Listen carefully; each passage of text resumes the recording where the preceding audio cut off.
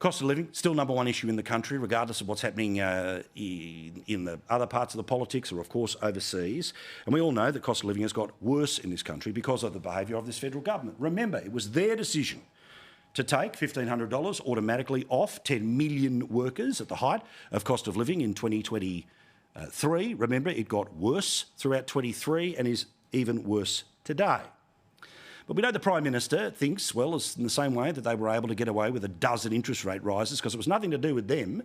It wasn't the Reserve Bank responding to the government putting too much spending money into the economy and thus overstimulating it. No. It was all that evil moustache-twirling Reserve Bank people who kept putting up interest rates. So we know when it comes to cost of living, the Prime Minister thinks it's all about your local supermarket. My government is concerned about the price of what consumers pay at Coles and Woolies and other supermarkets. We want to make sure that consumers benefit from cheaper prices which are being paid. We're dead serious. We find it completely unacceptable that when supermarkets are getting goods cheaper, the prices should go down. Well, the Prime Minister wants Australians to turn on the supermarkets, and yes, the supermarkets, certainly when it comes to the ACCC, have got cases to answer about some of the so-called discounts that were being put in front of them. But we've got a poll today that shows the Prime Minister may actually have his scapegoat that he can ride between now and the next election. The opinion poll, which was released by the Channel 9 newspapers, we're not reporting on their own organisation. Well done, Ali Langdon, tonight in particular, and well done to Sherry Markson for making this story become what it has.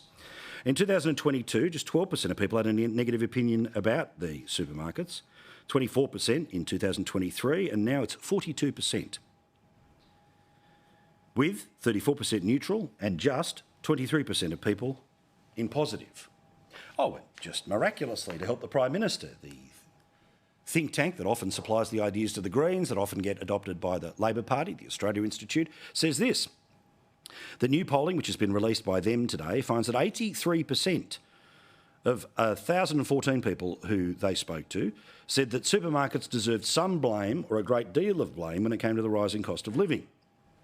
Anger directed at supermarkets, it edged out the energy companies at 83%, just 1% below the supermarkets, banks at 73% and the government at 71%. 6 out of 10 people said that the most notable signs of increasing cost of living came from groceries, 21% electricity, utilities, 7% are noticing it when it comes to transport. Now again, I'm not going to sit here and sing the tune of the supermarkets, but I am going to sing the fairness tune, which is, as I said to you before, anyone who thinks that the total cost of what you are charged at a supermarket is completely and totally for the profit margin of the supermarket does not understand how things work. Those packets don't grow there.